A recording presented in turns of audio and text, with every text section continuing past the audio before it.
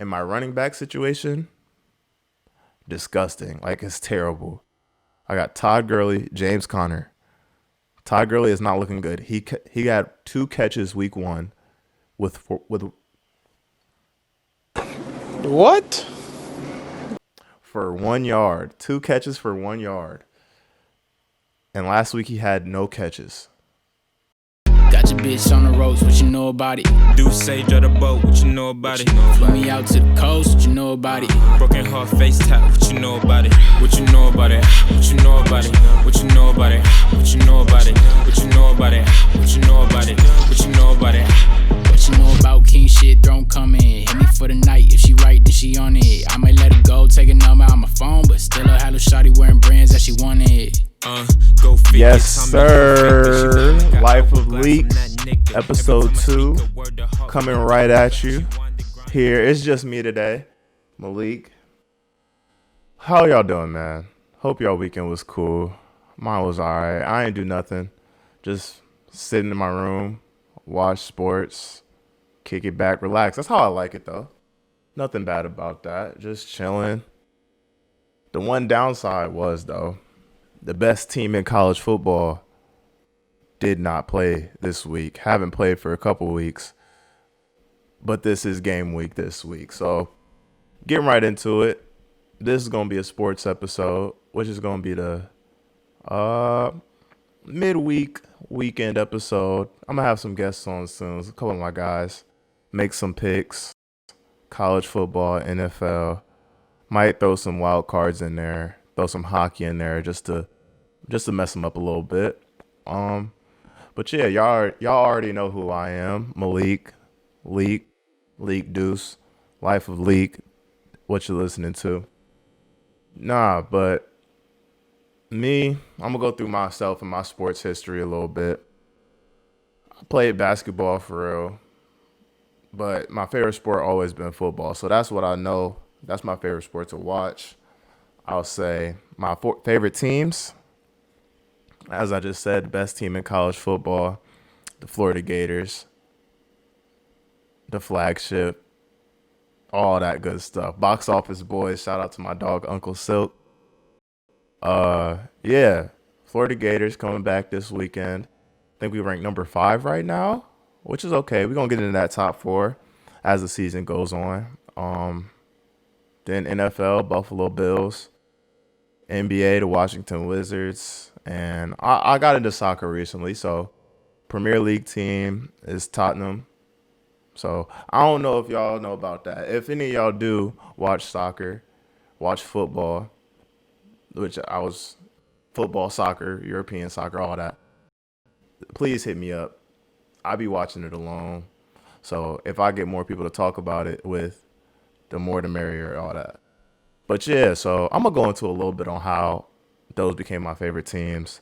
I'll start with Tottenham since we're on the topic. Me and my boy Sky, we used to play FIFA a lot, and we didn't really have a team. Neither of us really watched a lot, and we didn't want to use the same teams that everybody else uses online.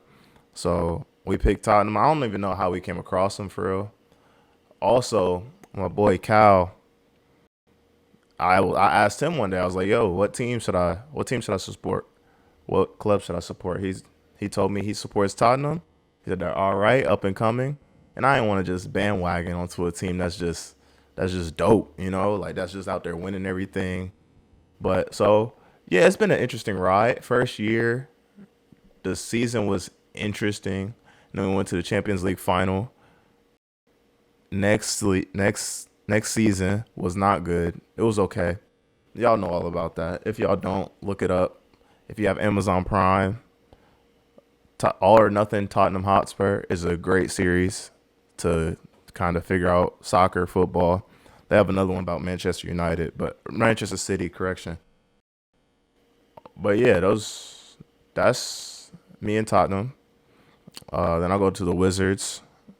As I just told you, the Florida Gators are my team. We'll get into that in a little bit. So Bradley Beal was one of my favorite college basketball players. So on my favorite team. So when he came to the league, I just kind of hopped on that bandwagon, John Wall's a fun player. So I didn't really watch NBA a lot. I kind of just followed around players, kind of watched them. But when he came into the league, I was like, okay, I'm gonna just stick here until he leaves. If he gets traded anytime soon or at all, I'm bouncing with him. So I told my friends who are bronzexuals, like, yo, if y'all need a scorer, y'all need a boy three, come hit the three, create his own shot, create a little bit for everybody else. Come get us. We can talk. Get my man. I forget the coach's name. Frank Vogel. I think his name is Frank. But yeah, I told them I'm gonna call him if y'all need me. Only if y'all need me will I call him and start putting my connections together. So any other teams, the Brooklyn Nets, that's about it. I talked to Brad the other day. He really only said the Wizards. If they really don't, if they kind of playing around, not showing them what we need, then it's the Lakers, the Nets, and it was the Clippers. I haven't talked to them since they got bounced. You know, the team chemistry not looking real high right now. So we got the Lakers, the Nets, and the Clippers is you know. So that's why I'm a Wizards fan. A couple good playoff runs. Those were exciting. Those were fun. I remember I would watch the games on my computer in some of my classes, which is not good. You know, I learned nothing in those classes when I watched the games. But it was a good time. Playoff runs were stupid fun. The Celtics series was a great one. Just seeing like IT, John Wall, Brad Beal would get in the mix a little bit. Kelly Oubre and Kelly Olynyk got in that little fight. That was fun. Kelly Oubre is another one of my favorite players, just because of the way he played. I'm sick he left. But yeah, enough Wizards talk. We are not in Wizards season. We're in NBA season, but not Wizards season. That ended before the season started. So what's next? The Buffalo Bills? All right. Let me see. Okay. So we're about to get into. I should just start with the Florida Gators, and this will lead into the Buffalo Bills. But we're going to save for the best for last. So why I'm a Buffalo Bills fan? Okay, so I used to be a Jets fan. Before that, I was a Seahawks fan. No. See, I'm forgetting the path. Was it Vikings, Seahawks, Jets? I think that's how it was. So before I was a Bills fan, I was a Jets fan, kind of. Not really. He wasn't there that long. But then before that, I was a Seahawks fan. And before that, I was a Vikings fan because of one man. One man did all this. The name Percy Harvin. That was my guy. All right, the GOAT. You talk bad on that man, Percy, I will block you swiftly. All right. And I don't even know what bad things you can say about him. Like, he ain't getting off the field troubles for real. He smoked weed, allegedly. No, not even alleged. I think he talks about it. But, man, he was dope on the field. So, and he was a Gator. So, going into that, or let's stay Buffalo Bills. I'm still a Buffalo Bills fan because this was the team he kind of retired with. They had a black quarterback, Tyrod Taylor. LaShawn McCoy was fun. It was a fun team to watch. So, and it was kind of middle of the road, you know, like a rebuilding type thing. Like they could grow. There's a lot of room for growth. So I just stuck there, see what they would do. And a lot of teams have grown faster than we have. It's looking better now. Josh Allen is looking like an MVP after only two games, but he's looking like an MVP. The defense is elite. It didn't look that elite it looked real elite before the lightning hit, because I think we were up 17-7, then the lightning delay, and then I guess we just lost our mojo, and we also didn't have our top two linebackers. So anyways, Florida Gators now. I am from Columbus, Ohio. I grew up an Ohio State fan against my will, not because of my parents, not because of my sister, not because of anyone in my family. Literally only because the school I went to. and everyone was a Ohio State fan. There were days where we wore uniforms. It was a Christian school, so I think there were days where we could wear Ohio State stuff, but I'm not sure. But there was a day, one day out of the year, where we would go watch the Ohio State band perform. And I think it was the week of the Michigan game.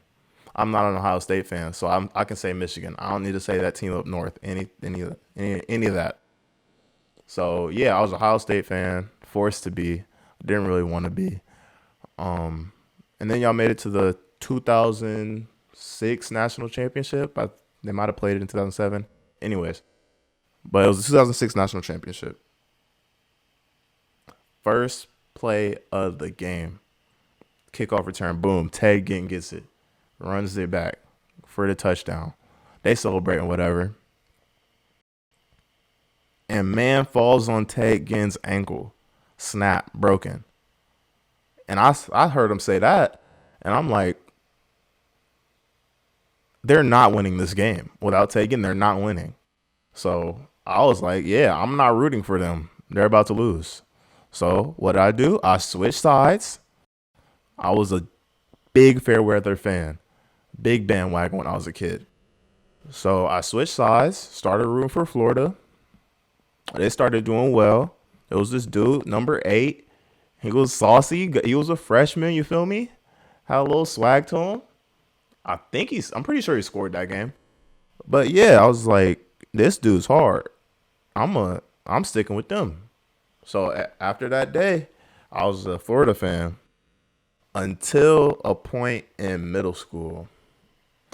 And I think we all hit this little point. Some a little more than others. I'm some. So the Oregon Ducks stole my heart for a little point in time. It was that time when they had Darren Thomas, I believe his name is, LaMichael James, Kenyon Barner, all those type of dudes. Like, they were hard, and their uniforms, tough. And it was like, my dad used to give me jerseys and stuff. And he asked me not who my favorite team was, just who I thought had the best jerseys. And I was like, Oregon. Oregon's jerseys are tough right now. So he got me an Oregon jersey. And then I got another one. I got the white one that they wore in the national championship against Auburn. And I got the yellow and black. So for a while, I was rocking with Oregon. I still kept tabs on Florida. Like, if they was like, I would still root for them. If they were on, I was rooting for them, you know. Never rooting against them. If they played Oregon, I was rooting for Florida. Like, I never strayed away from them. So after a while, I think probably after Mariota left, I was just like, I don't know why I'm rooting for Oregon. Like, they're never going to be good enough to win. They're not going to have the O-line to win, the defense to win. So I was like, I'm going back to Florida. And this wasn't even a fan or weather move because Florida was not that good at the time. I'm pretty sure we had Will Muschamp still. We probably just came off where we went like 12-1, 12-2, and lost to Louisville in the Sugar Bowl. And I was like, yeah, I'm just going back to them. I'm dumping Oregon and going to Florida. This is my team for the rest of time. And it has been. So I've been through a lot, you know. Will Muschamp years went down. I wasn't as into it as I am now because because of Twitter. Twitter got me really into it. It got me into recruiting and just knowing people in the fan base. Not knowing them, but just kind of knowing who they are, following them. They follow me, you know. So I got into Florida, watched them. Will Muschamp got fired. Jim McElwain got hired. First game against Michigan, I think we went up like 14-0 on 2 straight pick sixes. I was geeked. Then after that, nothing good happened. So it was a lot. I think it was well, there were other years.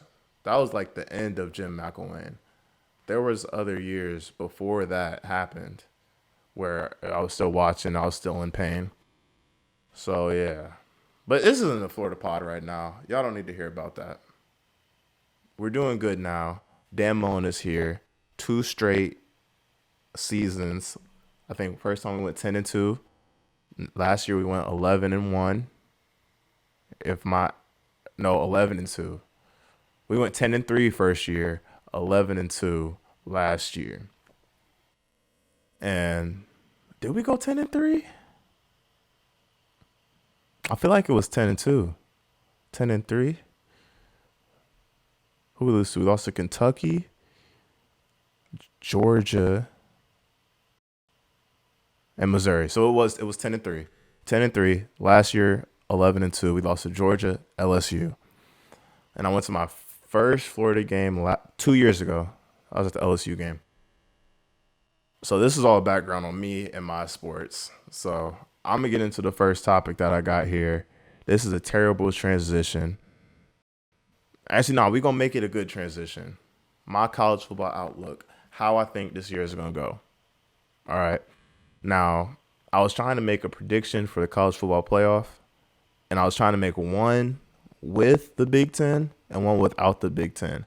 And without the Big Ten, it's kind of hard because I don't really know who, like, obviously ACC, SEC, then the Big 12. Okay, it's not that hard. I know who I would have added in. Okay. So my college football outlook. Obviously, SEC starts this weekend. Big Ten, I don't know when they're starting. In October, I think. And they're only playing 8 games. So that should be interesting to see how they do that for the college football playoff. If they're even going to play bowl games, we'll see. I think they will. I need to do research before I start these episodes. But anyways, the best team right now is obvious. It's Clemson. Clemson is the best team playing right now. After them, the best team they haven't even really played any competition for real. Like, I don't think Clemson has either. But, well, Clemson played a conference game the first week. I don't know if Oklahoma played any conference games. But they blew out whoever they played. So my number 2 of teams who have played is Oklahoma. I don't have any notes. I'm not looking at a poll right now. So this is probably goofy. I probably should look up a poll. But you know what? We're not going to do that right now. We're going to go off the top. Off the top. So those are my top 2 who have played. With adding in teams who haven't played yet. So SEC, Big Ten. My number 1 is still going to be Clemson. My number 2 has to be Alabama. Number 3, since I said Big Ten, we'll add in Ohio State. Number 4, I'll give Oklahoma because we see what Spencer Rattler can do. We see the skill there, so I'll put him there. At number 5, I'll put Florida because we got so much coming back. The staff stayed together. No players, like we had a lot of players leave, but their production is replaceable and could be improved on. So Florida at 5. Let me think. We'll go LSU at 6. Because we don't know what Miles Brennan is going to be. They lost a lot on their defense. Jamar Chase isn't playing. Lost Clyde Edwards-Helaire. So there's a lot to prove. There's a lot of people trying to prove something on that team. What was that, 6? I think that was 6. So 7, we're going to go with Georgia. I don't think they're going to be that good this year. Their defense could be crazy. Like, their defense could be really good this year, but I don't know what their offense is going to be. Their quarterback, Jamie Newman, left. He opted out. He transferred in and opted out. I don't know why you would do that. But anyways, because that was his spot. That was going to be his spot. Unless they told him you're not going to start. He opted out, which he could have corona reasons to not play this year, but I don't understand it personally. but their defense is going to be crazy. Their wide receivers have a lot of potential, but they've been there for like 2-3 years and haven't shown it. So, what is potential? What have you done for me lately? All right, I'm just gonna go top 7, unless I'm gonna look and see the polls. So I'm gonna cut right here. A lot of the group of 5 teams, well, mostly the AAC, have a lot of good teams in there who are playing well right now. Okay, Notre Dame. I'm sorry, Ivan. I'm always skeptical of Notre Dame. I have to say, I don't know if I've ever told you that, but I never trust you guys. I always feel like you always have a bad loss in you, just like Ohio State. There's always a bad loss in there. Unless you go undefeated, there's a bad loss that could just derail your season. So here, ESPN AP Top 25, they have Clemson, Alabama, Oklahoma, Georgia at 4, Florida, LSU, Notre Dame, Auburn, Texas A&M. Is Texas back this year? Probably not. I doubt they will be. They say that every year, and they're going to be unranked by the end of the year because that happens every year. Auburn, if Bo Nix improves, I guess they could be 8.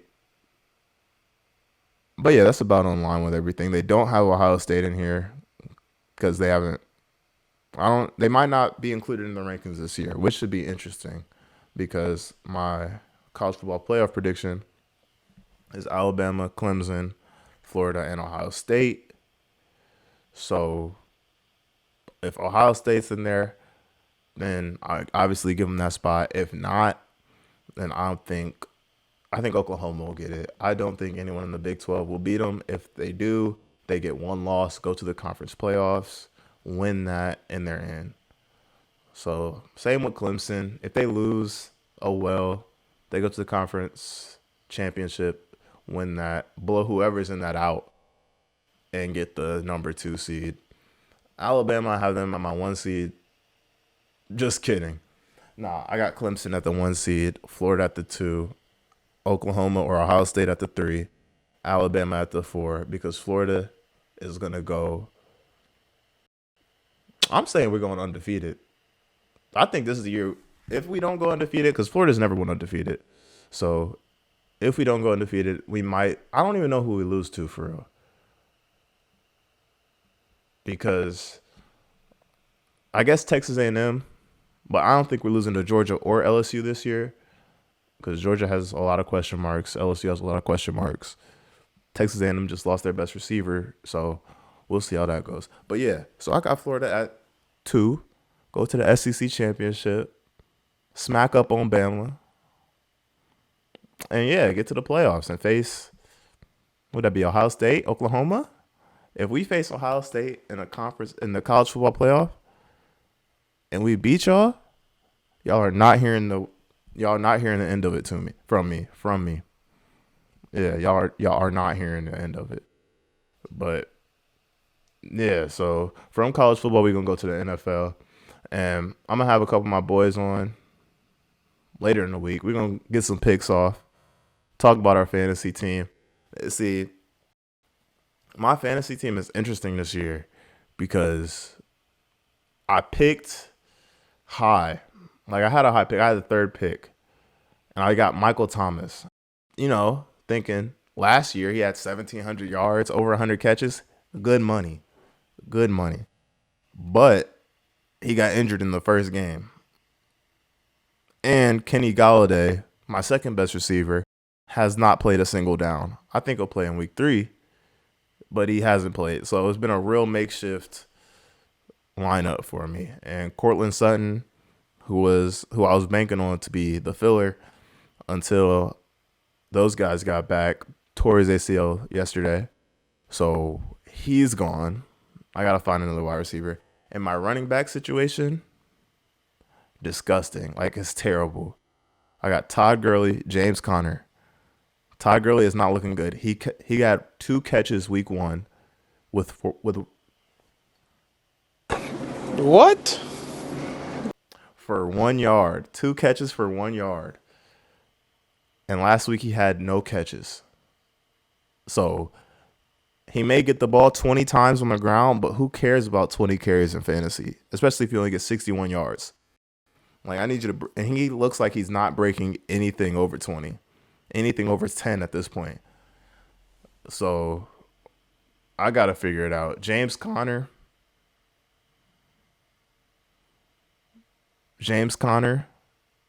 broke out last week. Not really break out. We know what he can do. He just needs to stay healthy. So he had a really good game last week. He got like 20 points, but he was on my bench. Who did I start in front of him? Zach Moss, the running back for Buffalo. It would have been good if the game didn't get close and we started throwing the ball everywhere. But I think he would have had a better game. But he's still only averaging like 2 yards per carry, which isn't good at all. I did pick up Joshua Kelly from the Chargers. He's shown a lot of promise with him, Austin Eckler.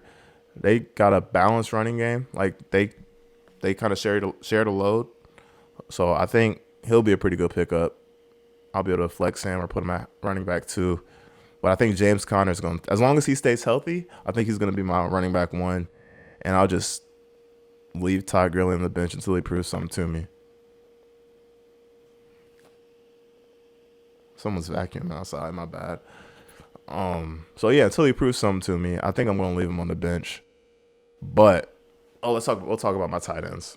Hunter Henry, Evan Ingram. Evan Ingram, wild card every week. Hunter Henry, a strong minimum 11 points every week, which I can respect. I can respect that. I had Austin Hooper last year who would go crazy for me every week, like minimum 17. But this year, we don't have that luxury. We'll see what happens. But the guy who might have saved my week 2, I was down 30 points before the Sunday night game. 30 points. It was 100-70. And I almost did not start him this week. I almost started Mitchell Trubisky instead of this man. Mitch Trubisky had 11 points. If I started him, I would have been sick to my stomach. I might have deleted the app. But then I asked people on Twitter, and people told me, do not start Mitch Trubisky. Start Russell Wilson. And I was like, New England's defense is tough. They got J.C. Jackson, Stephon Gilmore. Like, it's tough to throw on them. But Russell Wilson came out and had 33, 5 touchdowns on them. And if he didn't throw that first pick 6, I'd say I would have had a safe dub this week. But I'm only up 4. So, and his kicker is left for the Saints. So, I need Las Vegas to either block some kicks, make them miss some kicks, or do not let the Saints score. Or only if you're going to let them score, do not let them get a field goal. Because, don't let them get a field goal. Let them kick the extra point. They get 28 points maximum, Raiders. Las Vegas Raiders. 28 points maximum. Actually, because if I'm not up by a smooth 4 points, by a clear 4 points, they can't even get that. Let me see. Yeah, no. I'm up by 3 point something. So, y'all, I'm up by 3 point, what is that? 7? 6? 3.6. 3.7. Anyway, 3.5? 3.5. Anyways, he can only get 3 points. He can get a short field goal and nothing else, or you guys can give them 21 points. But Las Vegas Raiders defense, please do not let them score more than 21 points on you. I beg of you. Do not. I need it. Because I wasn't supposed to win this week. Was not. At all. But anyways, Russell Wilson went crazy last night. Cam Newton went crazy last night. Julian Edelman went crazy last night. And the man who might just be, at the end of this year, the best wide receiver in the NFL, went crazy last night. on that man Gilly Lock. DK Metcalf is a problem. A problem. What is he, like 6'3", 6'4", running 4.3? Like, that was like at the combine we knew that was crazy. And now he's on the field, and then before everyone was like, oh, all he ran was go routes. No. He's getting in and out of breaks now. He's running routes, and he's taking you up top, leaving Gilmore in the dust. Like, don't press me. I'm off on you. That's tough. He might be the best wide receiver in the NFL at the end of this year. Like, we might look back on it and say, nah, he's it. The only man who it looks like can take that crown or keep that crown or take it, because I think DeAndre Hopkins is the best wide receiver in the NFL right now. He left the Texans and is still putting up crazy numbers in Arizona. But we knew because he was putting up crazy numbers before Deshaun Watson. Deshaun Watson got there. I'm clipping that out. That was disgusting. No one will ever see that. Ever. But yeah, Deshaun Watson, before him, DeAndre Hopkins was still putting up mad numbers. So, and now he's doing that in Arizona with Kyler Murray, and that offense is hella fun just to watch. It's like their appointment television every Sunday. Just to see Kyler Murray run around and make crazy throws, and to watch DeAndre Hopkins go out there, crazy catches, get wide open. You're like, it's clockwork. Let's see. Who else? DeAndre Hopkins, Tyreek Hill, who dropped a few balls last night. It was interesting to see. He was open, like not even really hard, difficult catches. It was just like a curl route, threw it right to him, just dropped it. So, but I still think he's one of the best, top 5 easily, because how do you guard him? He can run by you. You can give him a screen. He'll run by you again, juke you out your shoes. You can line him up in the backfield, hand it to him, run him on a jet sweep, put him in the slot. It's crazy what he can do. So we got D-Hop, Julio. We might have to. I don't think we need to have a conversation about Julio. I just think it's a weird offense because they're throwing. Matt Ryan is throwing it to Russell Gage and Hayden Hurst and Calvin Ridley a lot more than he's throwing it to Julio, which makes sense because it's Julio. He's getting double covered most likely every time, which is going to leave other people open. Like, you're not going to shift coverage to Russell Gage so you can leave Julio open. But I will say, Julio did drop a touchdown yesterday. It was pretty easy. It was a pretty easy touchdown. I'm not going to say I could have caught it because I probably wouldn't have got open. But it was just a streak on a fake play.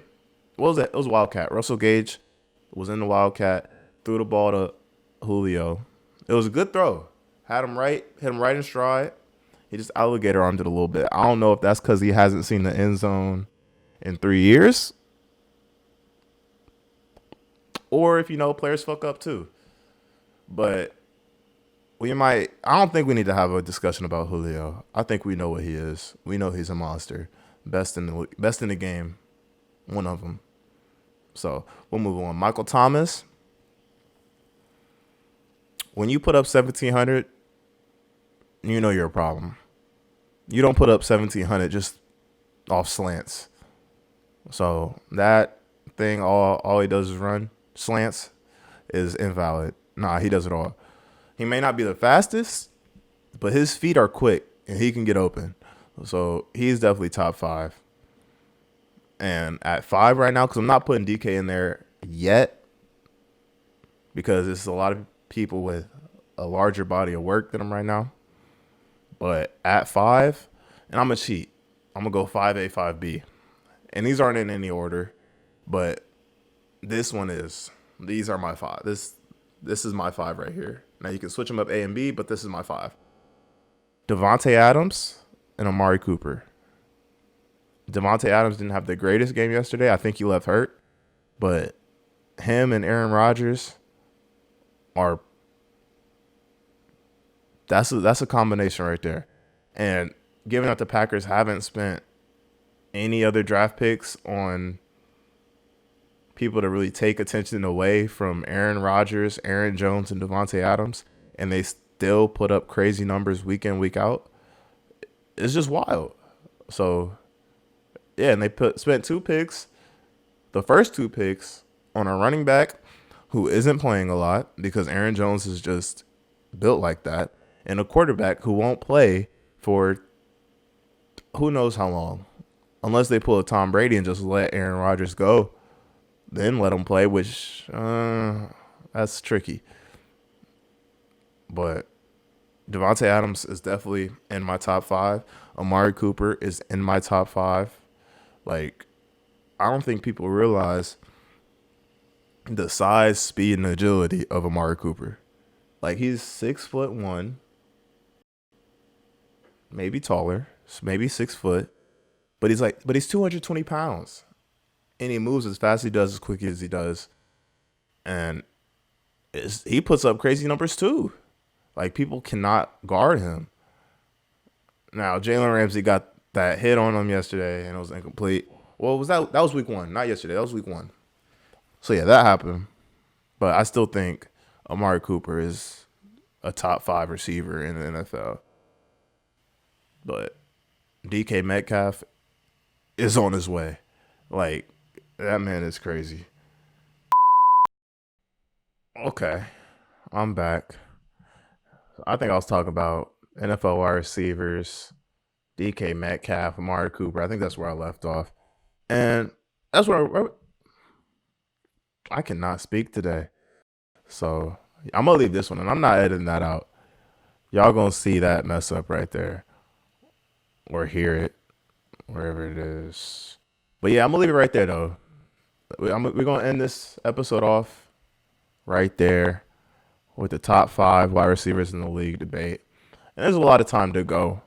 We got 14 weeks left and the playoffs for players to prove who they are, what they are, to improve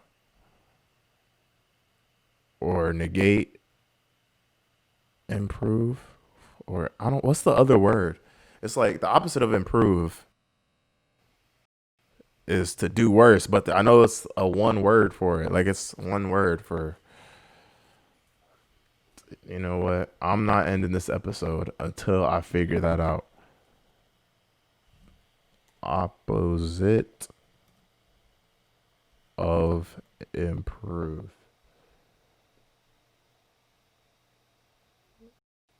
To worsen.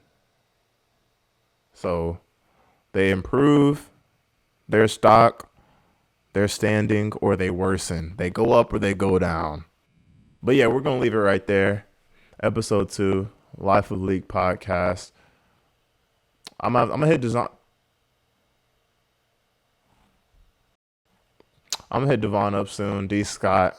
See if he's coming up to do episode 3.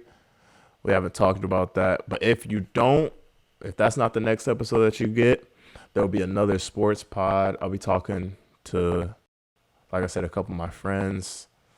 You'll know when the episode comes out. But yeah, I'll be talking to them. We'll talk about fantasy football, make some picks next week. And if you guys leave me some questions in my Twitter, Instagram, anything like that, we'll get to those, or I'll get to those myself. But yeah, this has been episode 2, Life of Lik. Leave a like, comment, share, subscribe.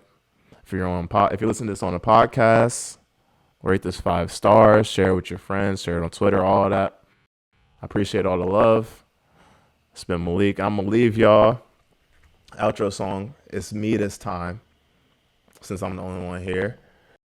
We're gonna leave y'all with "Pinned to the Cross" by my boy Ricky Rose, the GOAT. It's been Lik. Y'all be easy. I will talk to y'all real soon. Peace.